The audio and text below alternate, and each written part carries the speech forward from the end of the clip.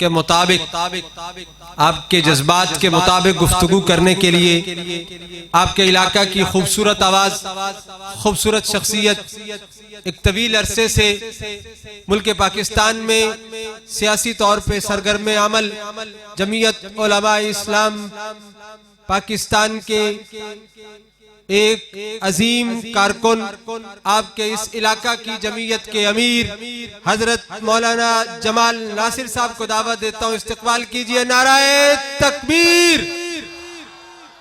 دائیں ہاتھ بلند کر کے نعرہ تکبیر۔ شان رسالت، تاج و تخت ختم نبوت، شان قرآن، جمعیت علماء اسلام حضرت مولانا جمال ناصر صاحب۔ الحمد لله وحده والصلاة والسلام على من لا نبي بعده، أما بعد فأعوذ بالله من الشيطان الرجيم، بسم الله الرحمن الرحيم، إن الدين عند الله الإسلام، صدق الله العظيم۔ نمونہ اسلاف شیخ الحدیث حضرت مولانا غلام رسول صاحب نور اللہ مرقدہ کے گلشن میں مجھے یہ سنگ مرمر، یہ بلب بڑے مدھم نظر آ رہے ہیں۔ ان کا چمکتا ہوا علمی نور، ان کے صاحبزادے اس جامعہ کے محتمم حضرت مولانا قاری حفیظ الرحمن صاحب، مولانا عبید الرحمن صاحب، استاذ العلماء حضرت مولانا قاری محمد الیاس صاحب، وفاق المدارس العربیہ پاکستان ضلع ڈیرہ غازی خان کے مسئول حضرت مولانا مفتی خالد محمود صاحب، علماء کرام، حفاظ اور غیور مسلمانوں، آج اسلام مجھے اپنے وطن میں یتیم نظر آتا ہے۔ آج مجھے چوکوں چوراہوں پر میراثیوں کے وارث، ناچ گانے والوں سے محبت کرنے والے، دنیا کے چمک کو سے پیار کرنے والے، زر زمین اور زن کی طرف اپنی جوانیاں لوٹانے والے، اپنی غیرت کا جنازہ نکال کر ماؤں بہنوں بیٹیوں کو بری نگاہوں سے دیکھنے والے لوگ آج مجھے تانا مارتے ہیں کہ دینی مدارس کا کردار کیا ہے، علماء کا کردار کیا ہے، قرآن کا مقام کیا ہے، ختم نبوت کیا ہے، رسالت کا پیغام کیا ہے، اسوہ حسنہ کیا ہے، اسوہ شبیری کیا ہے، اسلام کا عادلانہ نظام کیا ہے۔ میں آپ کے اور اکابرین کے درمیان میں حائل نہیں ہونا چاہتا، میں صرف اتنی بتانا چاہتا ہوں کہ میں ایک شاندار ماضی رکھتا ہوں۔ میں دارالعلوم دیوبند کے ان عظیم ہستیوں کا نام لیوا ہوں جن ہستیوں نے دنیا کو بتایا کہ دنیا والوں عالم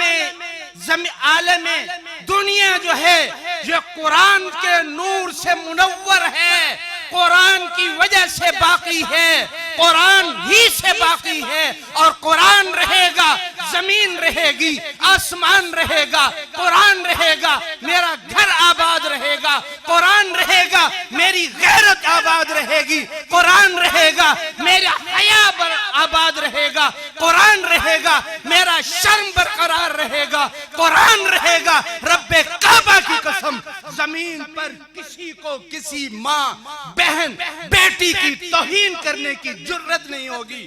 مجھے نہ کہو کہ تم کیا کر رہے ہو، تم نے اپنے اکابر کو چھوڑ دیا ہے۔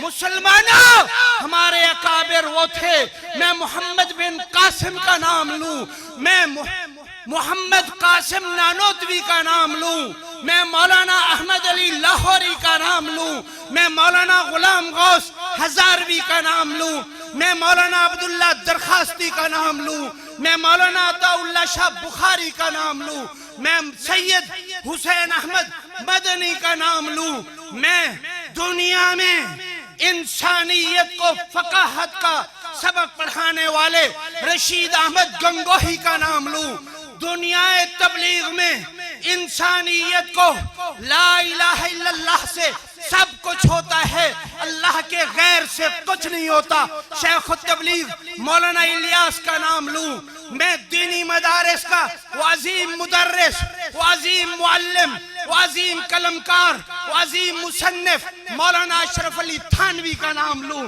مجھے اپنے اکابر پر آج اس بات پر شرمندگی ہے کہ میرے اکابر مجھے قرآن دے کر گئے، میرے اکابر مجھے مدارس دے کر گئے، میرے اکابر مجھے پردہ دے کر گئے، میرے اکابر مجھے نفاذ اسلام کا علم بردار بنا کر گئے، میرے اکابر مجھے کہہ کر گئے جیسے مسجد میں حی علی الصلاح کی آواز آتی ہے، پارلیمنٹ میں بھی حی علی الصلاح کی آواز آئے گی۔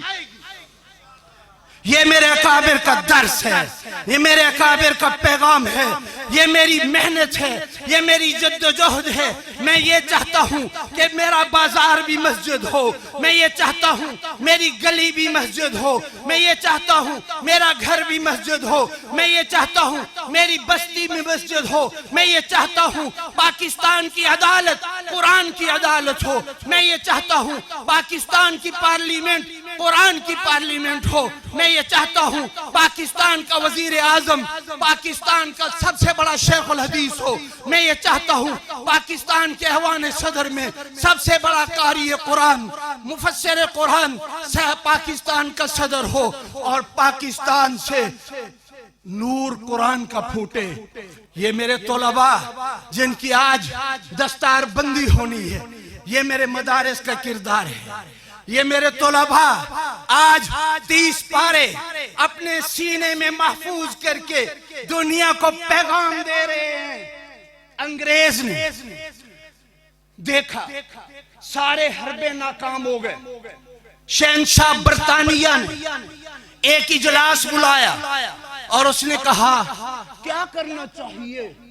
مولوی نماز کو نہیں چھوڑتے، مولوی برقعے کو نہیں چھوڑتے، مولوی قرآن کو نہیں چھوڑتے، مولوی ختم نبوت پر مر مٹتے ہیں، مولوی ناموس رسالت پر مر مٹتے ہیں، مولوی ناموس صحابہ پر جان دے دیتے ہیں، مولوی دنیا کو بتاتے ہیں اگر عدل چاہتے ہو تو اسلام میں آؤ۔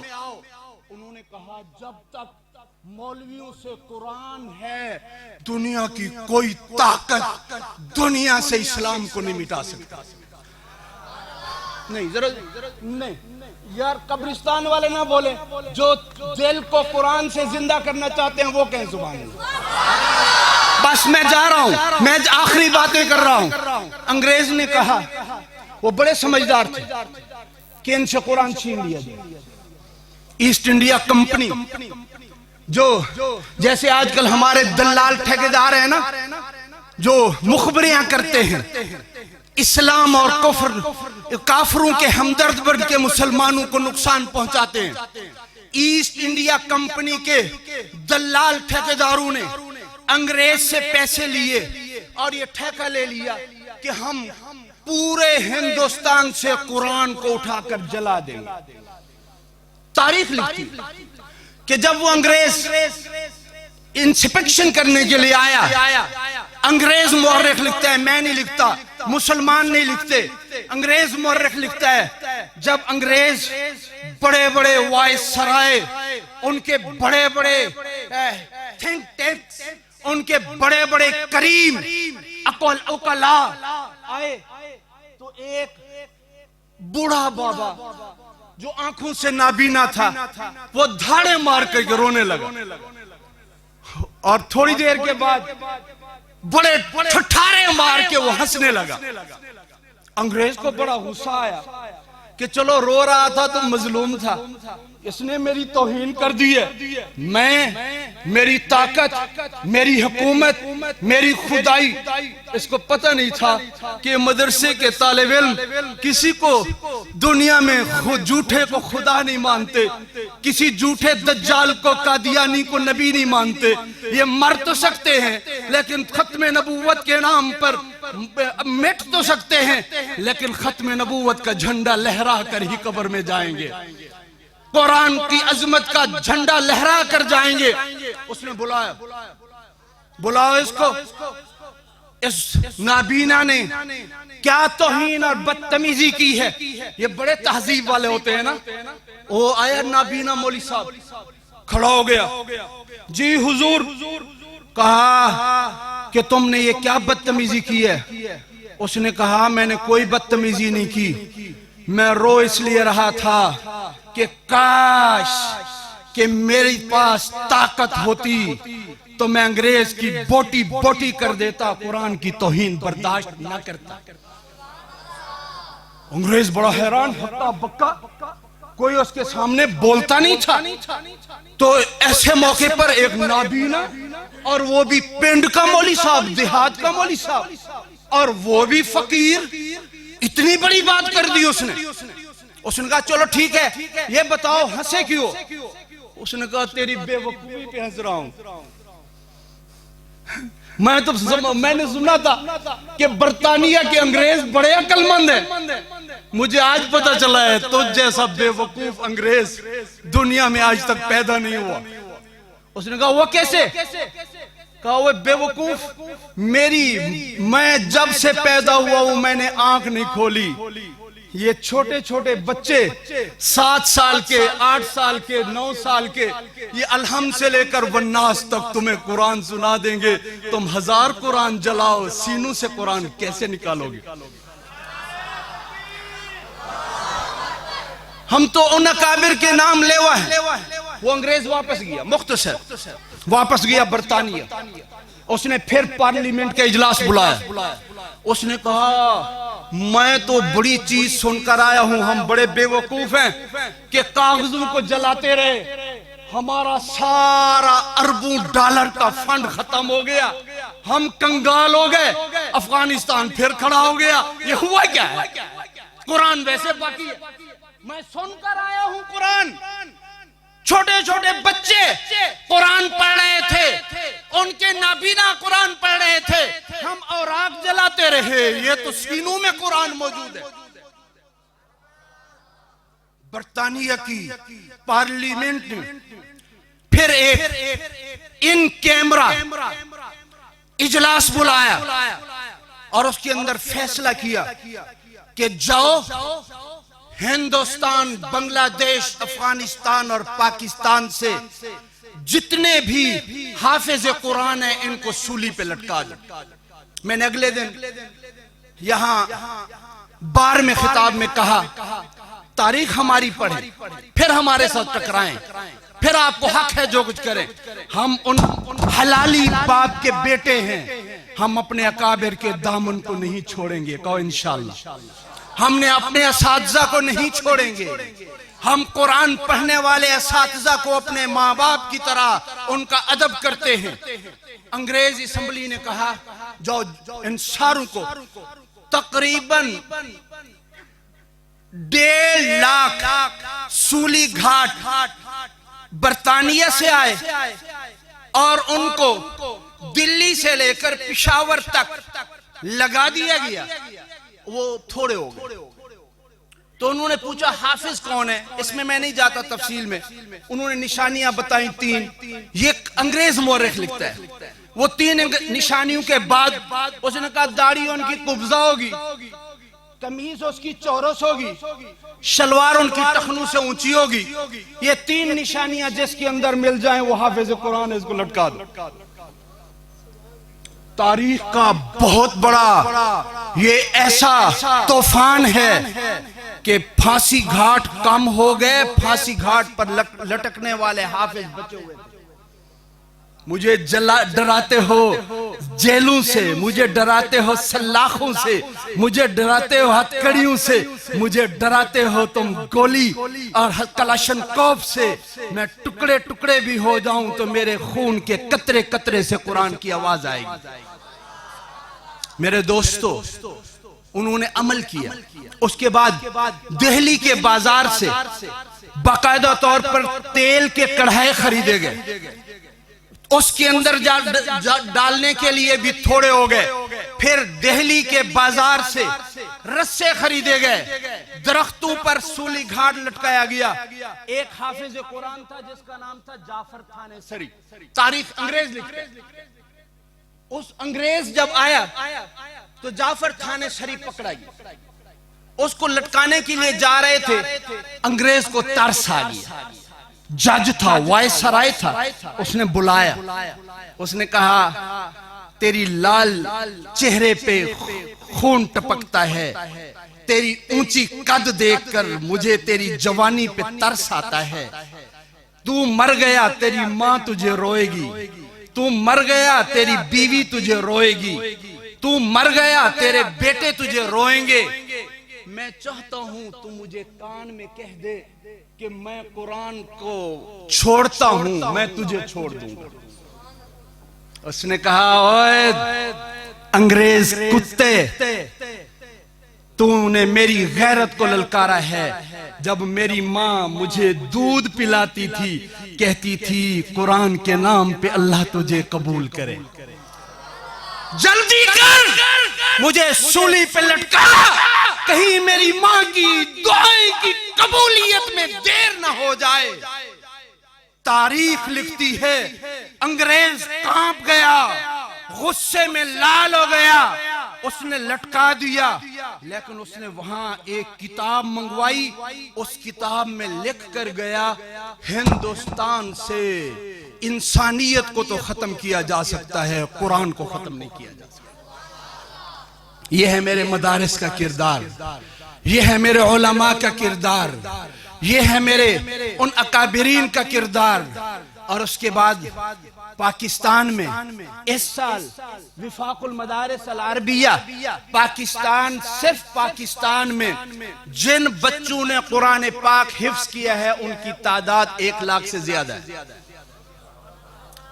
تم بتاؤ، تمہارے انجینئر بجلی نہیں دے سکتے، تمہارے انجینئر گیس نہیں دے سکتے، تمہارے انجینئروں کا روڈ ٹوٹا ہوا ہے، تمہارے انجینئر پاکستان کا بجٹ لے کر سیوریج کو ناکام کر چکے ہیں، تمہارے انجینئر دنیا کے سامنے اس وقت بھیک مانگنے کے لیے ورلڈ بینک IMF کے پاس جا رہے ہیں. الحمدللہ میرے مدرسے کا مدرس بھی، میرے مدرسے کا طالب علم بھی، مل جائے تو روزی، نہ ملے تو روزہ. اوہ حلالی لوگ حلال کی بنیاد پر. شیخ الحدیث مولانا زبیر احمد صاحب فرما رہے تھے ہمارے مدرسے کا طالب علم کا خرچہ ان کے پاس کلکولیٹ کر کے ہوٹل پہ جاؤ تمہیں روٹی نہیں ملے گی. میں کہتا ہوں تمہیں جو روٹی ایک دن میں تم کھاتے ہو میرے مدرسے کے طالب علم پر 1 مہینے کا خرچہ ہے. اگر آپ ایک دن کے ہوٹل کے پیسے جامعہ فاروقیہ میں جمع کرا دو، مجھے انہوں نے چندے کے لیے نہیں کہا ورنہ میں آپ کو ابھی ابھی کھڑا کر کے چندہ ان کو لے دیتا. ہاں ان کو پچھتا رہے ہوں گے، لیکن میں یہ کہنا چاہتا ہوں مال ہو وہ بھی یہی خرچ کریں، اور اپنی محبتیں ہوں وہ بھی مدارس پہ لگائیں، اپنی اولاد ہو مدارس میں لے آئیں. انگریزی کا ماہر بنا دیں گے، عربی کا ماہر بنا دیں گے، دنیا میں وہ عظیم مسکراتے ہوئے خوبصورت نورانی چہرے دنیا کو بتائیں گے. دنیا تو مٹ جائے گی، قرآن والے نہیں مٹیں گے. دنیا میں بھی قرآن کا غلبہ رہے گا، قبر میں بھی کہا جائے گا۔ مفتی ظرف علی خان نے کہا میں مر گیا، میری قبر کے سرانے ایک نوجوان خوبصورت انسان کھڑا تھا اور ایک میرے پاؤں کی طرف کھڑا تھا، اور منکر نکیر نے آ کر مجھ سے سوال کیا من ربو کا، تو اس نے کہا نم کنومت العروس، سو جا جیسے دلہن سوتی ہے۔ مفتی ظرف علی تو قرآن پڑھاتا رہا، اب تو سو جا، تیرے جواب ہم دیں گے۔ کہتے ہیں جب منکر نکیر چلے گئے تو میں اٹھ بیٹھا، کہو سبحان اللہ۔ میں ان علماء کا نام لے ہوں جو چاہتے ہیں ہماری قبر روشن ہو، زور سے کہیں سبحان اللہ۔ مفتی ظرف علی خان نے کہا میں اٹھ بیٹھا، میں نے کہا تم کون ہو؟ کہا سا تمہارے یار ہیں۔ وہ تو کچھ میں نہیں جانتا، دنیا میں تمہیں کو ملے نہیں ہوئے، کتھو دے یاری ہے وہ کہ یاری پالن وسا کو ڈا ہوں دے۔ میں پھر سنجیدہ ہوا، پوچھا کون؟ میں نہیں جانتا آپ کو۔ انہوں نے ایک جو سرانے کی طرف کھڑا تھا اس نے کہا میں قرآن ہوں، تو نے میرے ساتھ پوری زندگی راتوں کو اٹھ اٹھ کر تو قرآن پڑھتا تھا، اب میں جب تک تجھے جنت میں نہ پہنچاؤں گا اس وقت تک واپس نہیں جاؤں گا۔ جو پاؤں کی طرف کھڑا تھا مفتی ظرف علی خان کہتے ہیں میں نے اس سے پوچھا تو کون ہے؟ اس نے کہا میں صبح کی نماز ہوں۔ میرے دوستو یہ مدارس والے قرآن سکھاتے ہیں، یہ مدارس والے نماز سکھاتے ہیں، یہ مدارس والے توحید سکھاتے ہیں، یہ مدارس والے شریعت سکھاتے ہیں، یہ مدارس والے سنت سکھاتے ہیں، یہ مدارس والے ناموس رسالت سکھاتے ہیں۔ اور آپ کو مبارک ہو کہ پاکستان میں ناموس صحابہ بل پارلیمنٹ میں منظور ہو گیا ہے، اور اس وقت یہ بھی آپ کو مبارک ہو۔ وفاق المدارس کے ذمہ دار موجود ہیں، میں ان کی موجودگی میں آپ کو بتا رہا ہوں کہ دینی مدارس کے مذاکرات حکومت کے ساتھ کامیاب ہو گئے ہیں۔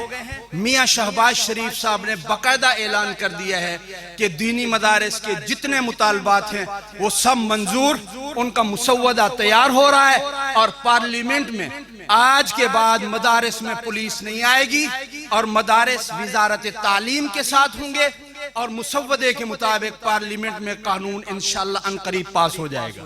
اور فَأَذَنُوا بِحَرْبٍ مِّنَ اللَّهِ وَرَسُولِهِ، سودی نظام معیشت اللہ اور اللہ کے رسول کے ساتھ اعلان جنگ ہے، اس کے خلاف بھی وزارت خزانہ، اسٹیٹ بینک اور دیگر اداروں کے ساتھ مفتی تقی عثمانی اور پاکستان کے ماہرین معیشت اجلاس کر رہے ہیں۔ انشاءاللہ مسودہ تیار ہو رہا ہے، جلد پاکستان میں اسلامی بینکاری سودی نظام کے خلاف انشاءاللہ پاکستان میں رائج ہو جائے گی۔ یہ سب کچھ مدارس کی وجہ سے ہے۔ قرآن کھرا، نماز کھری، توحید کھری، کسی میں ملاوٹ نہ ہو، تو انشاءاللہ ہماری حکومت آئی تو پاکستان میں دودھ بھی کھرا، اور پاکستان میں مسالہ بھی کھرا، اور پاکستان میں جو چور ہیں، جو بددیانت ہیں، انگریز کے ایجنٹ ہیں، یہودیوں کے ایجنٹ ہیں، مدارس کے دشمن ہیں، علماء کے دشمن ہیں، انشاءاللہ وہ ناکام ہوں گے اور خائب و خاسر ہوں گے۔ اسلام رہے گا، مدارس رہیں گے، قرآن رہے گا، پاکستان تا قیامت رہے گا، اور پاکستان کے ادارے رہیں گے۔ وآخر دعوانا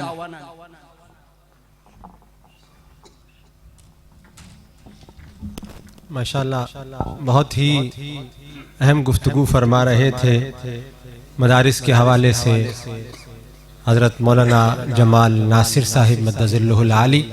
اللہ کریم ان کی سوچ، فکر، خیالات میں مزید برکتیں عطا فرمائے، اور ان کے کام کو قبول فرمائے، مدارس کے کام کو قبول فرمائے۔ حاضرین مکرم،